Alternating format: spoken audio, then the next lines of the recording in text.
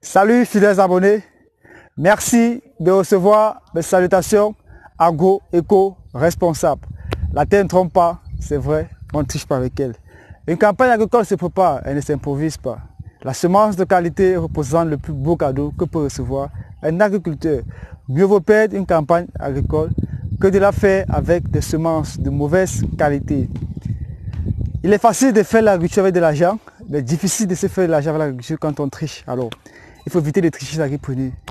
Tricher, ce n'est pas respecter la loi des 4S, ce n'est pas respecter la loi des 4B, la TZ, la 8E et bien d'autres. Ravi une fois de plus de vous servir dans cette énième vidéo. Dans cette vidéo, aujourd'hui, nous allons parler de la culture du gingembre. Oui, de comment réussir, comment bien faire la culture du gingembre. Vous vous rappelez dans la vidéo, nous avons parlé des 10 cultures assez rentables que beaucoup ignorent et d'autres négligent. Nous avons eu à parler du gingembre, du curcuma, de la citronnelle et bien d'autres cultures, macabo et taro. Voilà. Nous avons eu déjà à vous présenter comment faire le taro, comment faire le macabo. Dans cette vidéo, nous allons parler de comment faire le gingembre et les vidéos à venir, on va parler de comment réussir la culture de la citronnelle pour que vous puissiez comprendre que ce que nous donnons comme conseil, nous mettons cela en pratique au quotidien. Alors, chers agripreneurs, ici nous sommes dans notre exploitation où nous sommes en train de vouloir mettre sur pied un hectare de gingembre avec du curcuma. Vous allez voir par exemple là derrière, les gars sont en train d'exécuter les travaux, quoi. On est en train de confectionner les bions afin de pouvoir mettre sur pied nos semences. Alors, pour réussir la culture du gingembre, chers agripreneurs, il faut tout simplement respecter la loi des 4S. La loi des 4S, en fait, c'est le premier maillon de la loi, c'est la semence. Il faut bien pouvoir choisir vos semences. Une semence de qualité qui puisse être indemne de maladies, qui puisse avoir une purité spécifique, une purité variétale, une purité sanitaire.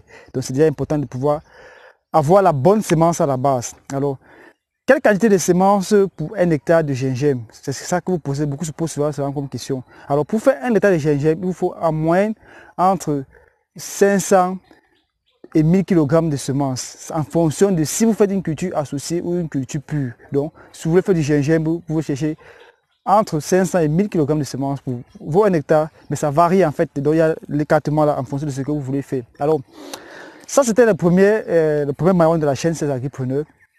Après ça maintenant, le sol.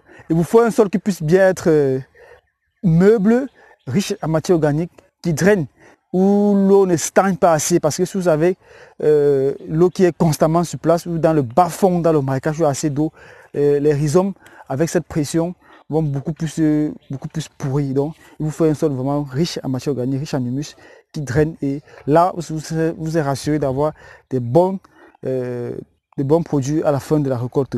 Là, on a abordé le deuxième S. Alors, chers agripreneurs, pour réussir la culture du gingembre. Alors, maintenant, on va passer au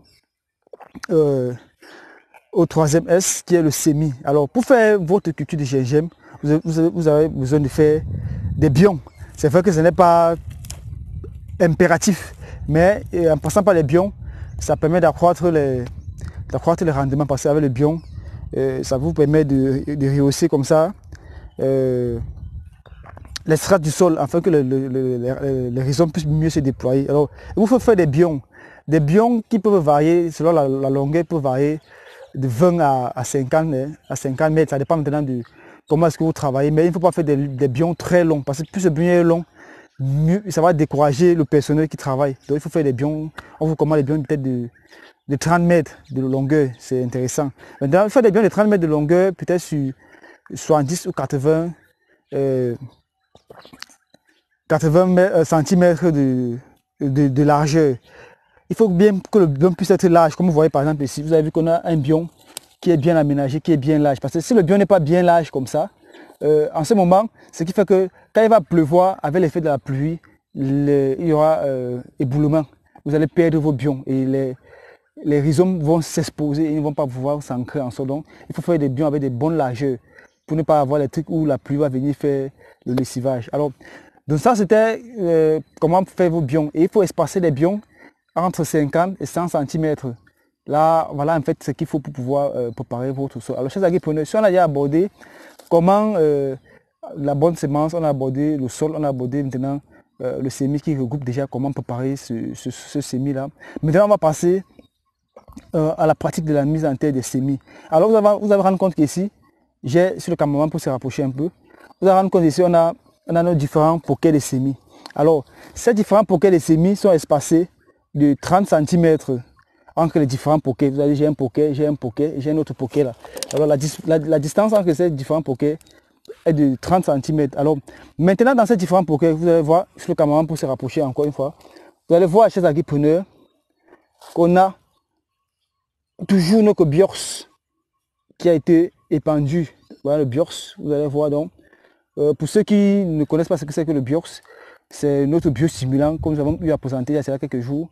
Donc, depuis la mise en place de ce produit, c'est jamais sans notre biors, donc toujours avec notre biors. Donc, on a épandu notre biors et dans ce biors, on a nos semences dont on a eu à traiter avec du biors avant de les mettre en terre comme ça.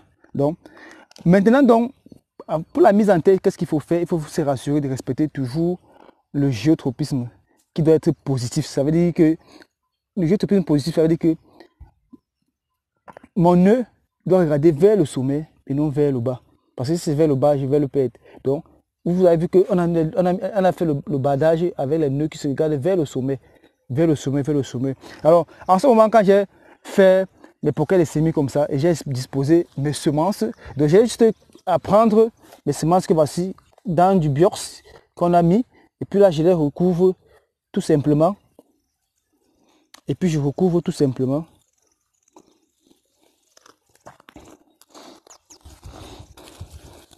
Puis je recouvre tout simplement les semences.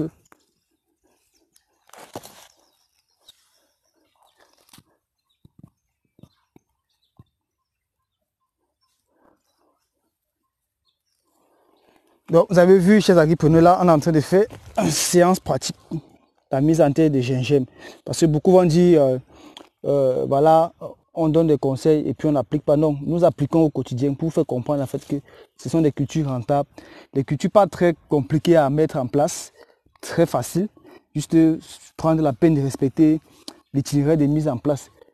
Vous avez vu, on a toujours notre biors pour protéger nos plants et stimuler et faciliter comme ça l'obtention d'un produit de qualité. Il faut dire que ce champ de gingembre que nous mettons sur pied, c'est pour la transformation plus tard. Donc avec ceci, plus tard, on va faire du gingembre moulu. Donc là, on va faire vraiment une production qui puisse être naturelle. On ne va pas utiliser des produits chimiques ici, là, pour l'entretien. Non. Donc, chez l'agripreneur, nous avons montré en fait comment vous pouvez mettre sur pied votre champ de gingembre. C'est pas compliqué, c'est pas compliqué, c'est pas de la magie. Il faut tout simplement respecter l'itinéraire technique de mise en place. Il faut avoir la bonne semence, avoir le bon sol, faire des très bons biomes comme vous avez expliqué, utiliser des bonnes semences, permettre à ce que vos semences, l'idéal c'est d'induire déjà le bourgeonnement, comme vous voyez là. Parce que plus vous induisez le bourgeonnement, c'est facile de retrouver le sens du géotropisme. Donc, lorsque vous avez induit le bourgeonnement comme ça, c'est très facile. Là, vous mettez semences dans le sens positif et vous mettez vos semences en terre et la nature s'occupera du reste. Alors maintenant, on a abordé les 3 premiers S. Et puis voilà, le 4e c'est le suivi.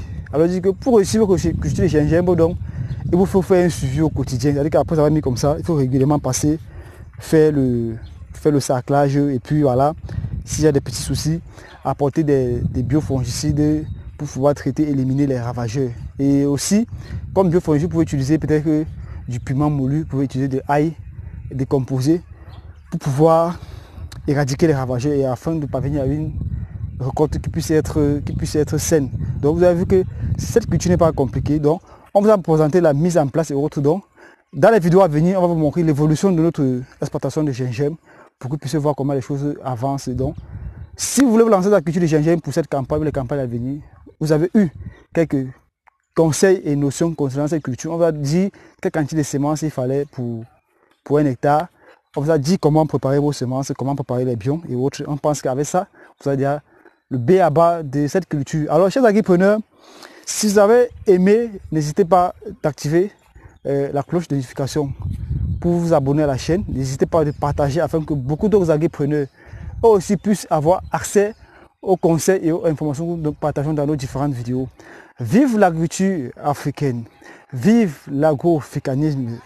C'était comme ça pour vous le chantinet agroafricain, pour vous servir avec beaucoup de plaisir et de bonheur dans cette énième vidéo où nous avons parlé du gingembre. Alors chers agripreneurs, disons à très bientôt pour un sujet encore plus intéressant et encore plus alléchant. Bye bye.